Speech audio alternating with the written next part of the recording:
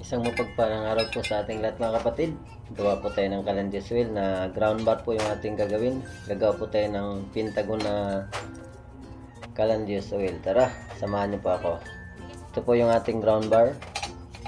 Meron po tayong dalawang binder na gagamitin, pambaluktot po. Ito po yung ating ground bar. Magsukat po tayo, hati-hatiin po natin yung ating frame. Lagyan po natin ng masking tape para po sa guide ng ating babaluktutin mga kapatid. Ito na po. Isunod po natin na gumamit tayo ng binder. Ayan po. Baluktutin po natin yung ating ground bar.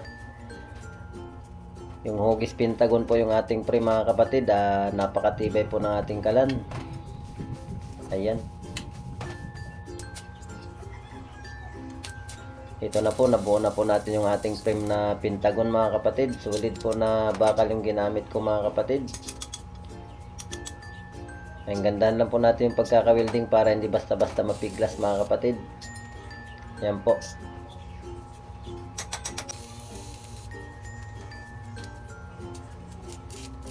Kakaiba po yung ating kalan ngayon dahil ground bar po mga kapatid, gawin nating pentagon na frame.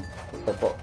Gumawa po tayo ng dalawang frame, taas po at saka baba. Ayan. Sukatan na po natin mga kapatid ng pinakapaan ng ating kalan. Ito po, gumawa po tayo ng 4. Gayat po natin na ground bar din po na 12mm. Napakatibay po ng ating ground bar mga kapatid. Ayan, i-full po natin mga kapatid yung kanyang paa para matibay na matibay at saka hindi basta-basta mapiglas o kaya mabali. Ayan po. Ito na po.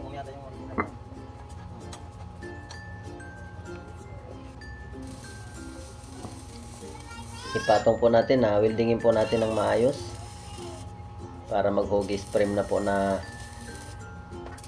katawan ng ating kalan. Ayan po. Ito na po. Naporma na po natin yung ating frame. Gandaan lang po natin yung pagkaka-welding mga kapatid para heavy duty po yung ating kalan. Ayan. Maglagay na rin po tayo ng paa ng ating kalan, yung pinakapatungan ng kaldero o kaya kawali mga kapatid. Gamit din po natin mga kapatid ay isa pong ground bar din po mga kapatid. Ayan, 5 piraso po.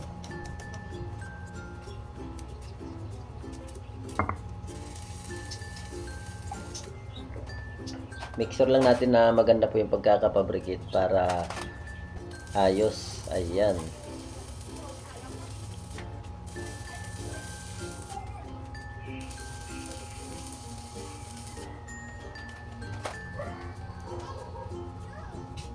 Ito na po. Na-welding ko na po yung patungan po ng ating kaldero o kaya kawali. Balaktutin na rin po natin mga kapatid para akma lang po sa puwit ng ating kaldero. Pag matulis po yung puwit ng ating kaldero mga kapatid, akmang-akma lang po yung kanyang paa.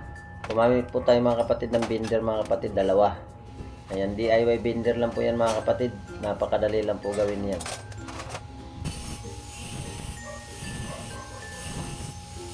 Lagyan po natin mga kapatid ng design. Ikakat lang po natin yung pinakataas po ng ating kalan plate mga kapatid para magkakaroon po ng design. Ayan po. Ito na po, nalagyan ko na po lahat. Ito naman po yung binaluktot natin na bakal din po mga kapatid, pinakapa po ng ating kalan para hindi basta-basta matumba.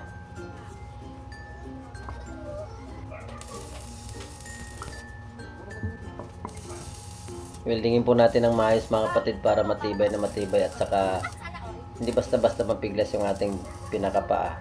Ayan po. Ito na po, na-welding ko na po yung pinakapaa. Sunod naman po natin mga kapatid yung chamber ng ating kalan. Gumamit po tayo ng tangke po ng aircon na ito po yung magiging chamber ng ating kalan. Linisin po muna natin mga kapatid para maganda tingnan yung ating chamber.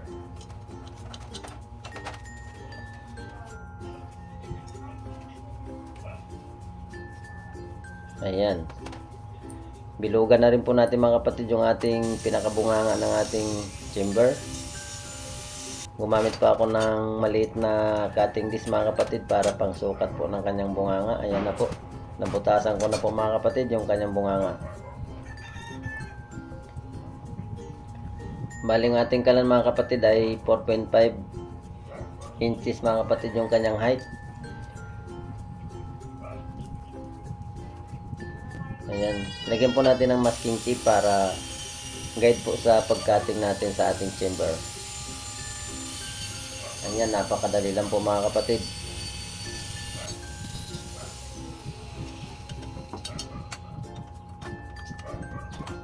Ito na po, naputol ko na po yung ating chamber.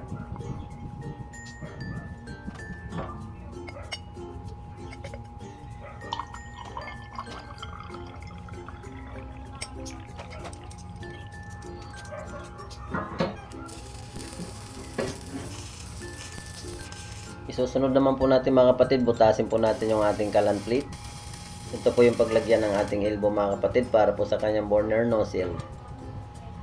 Yan po, gamit po natin ay welding dahil wala po tayong pambutas. Ayan po, ito na po yung kanyang butas. Weldingin na rin po natin mga kapatid yung elbow po ng ating burner nozzle mga kapatid.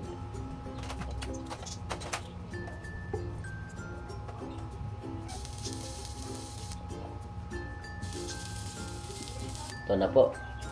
I-pulwid po natin ng maayos para hindi basta-basta tumagas yung kanyang nose oil in case na dumadami po sa ating chamber.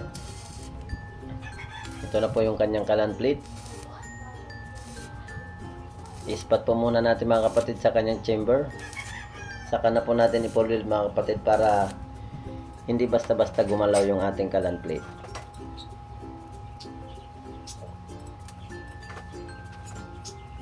Ito na po, napulwid ko na po yung ating kalan plate.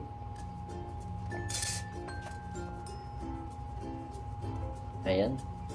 Isunod naman po natin yung ating stainless na chamber cover anti-layab mga kapatid. Magbilog po tayo.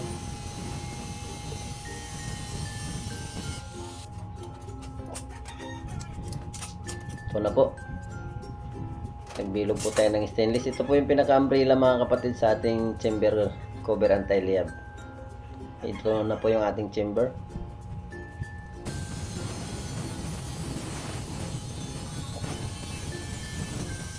Mag-cutting din po tayo mga kapatid ng stainless plate para po sa pinaka-bracket ng ating umbrella. Pagpatungan po ng ating umbrella. Bilogin lang po natin ito mga kapatid. Gumamit po tayo ng tubo na pambilog. Ayan po. Ipitin lang po natin ng vice grip. Ayan po. Pagkatapos putulan po natin para sakto lang po sa ating pinaka-umbrella mga kapatid.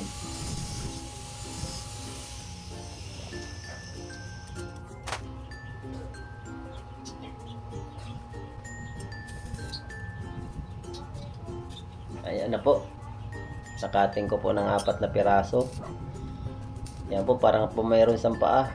Ay patong na rin po natin yung ating umbrella mga kapatid. Weldingin na rin po natin ng maayos. Stainless ito mga kapatid, hindi basta-basta malusaw mga kapatid. Ito na rin po yung stainless sa gilid para hindi po hiwa-hiwala yung kanyang apoy. Diretso po sa taas ng ating niluluto. Ayan na po. Sa gilid po natin ilagay yung stainless na ito mga kapatid. Ayan. Na-welding ko na rin po para hindi bumuka. Ilagay po natin sa gilid ng ating chamber. Ayan. Pinutol ko na po yung ating chamber. Ito po yung magiging takip ng ating chamber. Magputol din po tayo mga kapatid ng ating plate dito sa gilid ng ating chamber anti-layab para ipatong lang po natin at para hindi po malaglag yung ating chamber cover. Ayan po. Susok-sok lang po natin mga kapatid. Huwag natin itapon yung sobra nating chamber. Ayan po.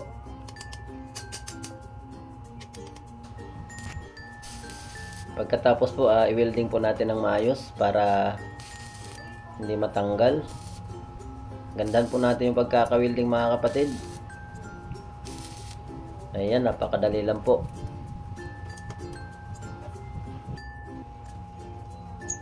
Ito naman po yung 5 piraso po para po sa bracket ng ating chamber.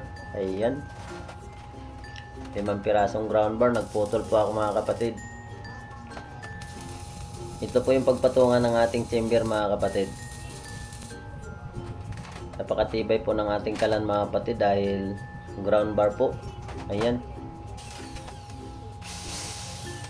Butasan na rin po natin mga kapatid para sa air escape yung ating chamber para hindi basta-basta malunod o kaya mamatay yung kanyang apoy.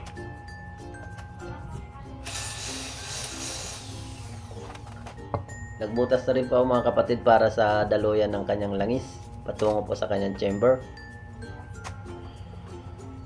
Ayan po, ipatong ko na po yung ating chamber sa nilagay natin bracket. Ito naman po yung tubular para magiging gawin nating tangke po ng ating kalan. Lagayan po ng used oil. Magputol na rin po tayo mga kapatid. Nasa inyo po kung gaano kalaki po yung puputulin nyo po sa lagayan po ng inyong langis. Nakadepende po sa atin po kung anong gusto natin sa laki. Ito na po yung pinutol ko. Lagyan po natin ng korte mga kapatid para maganda po yung kanyang kanto. Hindi tayo masusugatan mga kapatid. Guhitan lang po natin ng pabilog. Nasa inyo na po kung ano po yung gusto nyong design. Ayan po, ako naisip ko po na design na pabilog po yung kanyang gilid para maganda tingnan mga kapatid. Ito na po. Nakating ko na po yung ginuhitan ko po. Pukpukin lang po natin mga kapatid para sumakto lang po doon sa kinating natin na sa gilid niya po. Ito na po. Ayan. I-welding po natin mga kapatid ng maayos para matibay po. Ayan, tinakpan ko na po yung gilid mga kapatid. Dandahan lang po yung ating welding. Babaan po natin yung ating welding ng amperahe para hindi basta-basta mabutas po yung ating tangke. Ayan na po, natapos ko na pong weldingin. Sunod naman po, butasan na natin yung lagayan po ng ating langis. Ayan. Ito naman po yung daluyan ng ating langis patungo po sa kanyang chamber. Ayan. Napakadali lang po. Ilagay ko na rin po yung ating coupling mga kapatid. Ayan. Nandyan na rin po yung kanyang nipple. Ito po yung pinaka-imbodo po ng ating used oil. Itong dalawang bakal mga kapatid, ito po yung patungan po ng ating tangke mga kapatid. Napakatibay po dahil ground bar po ito. Ayan na po yung ating tangke mga kapatid.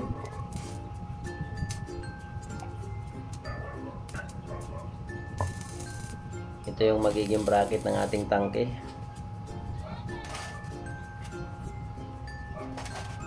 Ayan. Ito na po yung ating tangke. Gandaan po natin yung pagkaka-welding para hindi basta-basta mapiglas at matibay po yung ating gawa. Ayan po.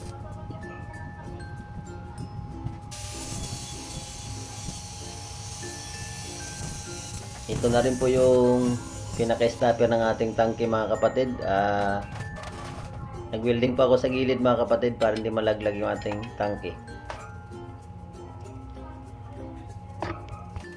Ito na rin po yung kanyang tubo patungo po sa kanyang chamber. Nagbaluktot po ako mga kapatid para sa daluyan ng langis. At para hindi po umusok yung ating kalan na lagayan ng langis. Kailangan baluktutin po natin. Ito na po yung pinaka-imbudo. Pinol-weld ko na po para hindi basta-basta tumagas yung kanyang used oil. Ayan.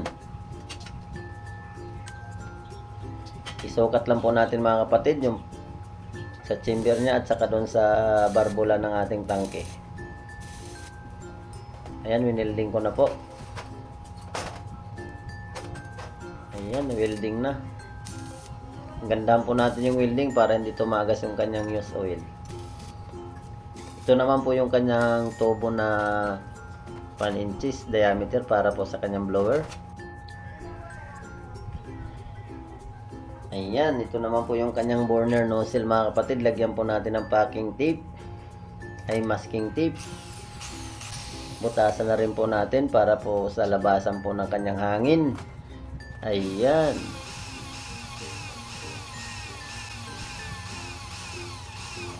Ito na po yung kanyang mga sukat. Sundan nyo lang po ito mga kapatid para maganda po yung kalabasan ng inyong apoy. Kulay blue po. Ayan, nandyan na po lahat yung kanyang mga sukat. Ito na po yung ating kalan. Napinturahan ko na po. Ito po yung kanyang blower. Malakas po yung ating blower. Ito po yung pinaka-valve. Ito po yung pinaka-tangke. Ito po yung kanyang blower speed controller. Ito po yung kanyang chamber cover anti-layab.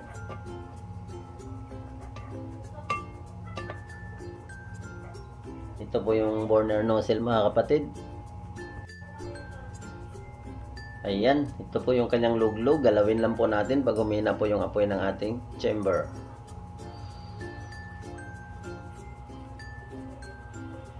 Ito na po yung ating kalan.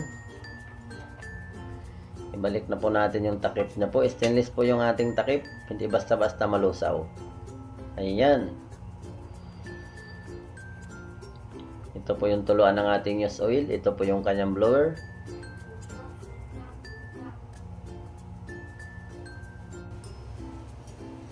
Ayan, subukan na po natin mga kapatid sindihan yung ating kalan para malaman po natin yung kanyang apoy. Maglagay po muna tayo mga kapatid ng tissue sa kanyang chamber, pampadingas po. Lagyan na po natin ng continuous oil mga kapatid para po sa pampadingas ng ating chamber.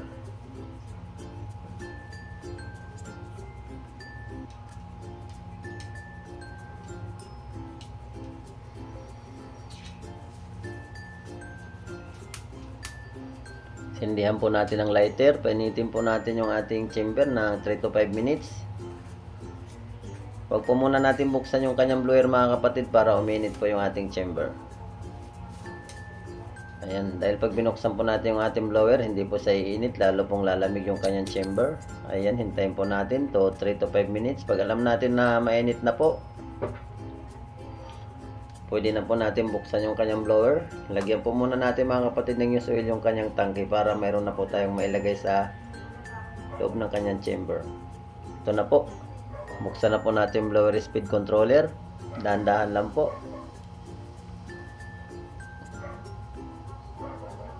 Ayan. Dahil mainit na po yung ating chamber, pwede na po natin buksan yung kanyang langis. Patuloyin na po natin sa tubo po. Gumamit po tayo mga kapatid ng plies para hindi tayo mapaso pag ibalik natin yung ating chamber cover anti-layab. Magsalang po tayo mga kapatid. Ayan.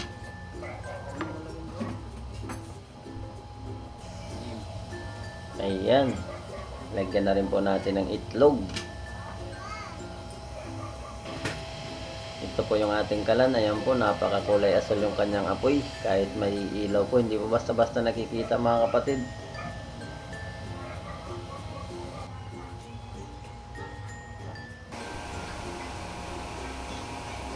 Isa nga po pala mga kapatid, huwag niyo po akong kalimutan i-subscribe ang YouTube channel ko po. Mag-comment rin po kayo mga kapatid para masagot ko po ang inyong mga katanungan.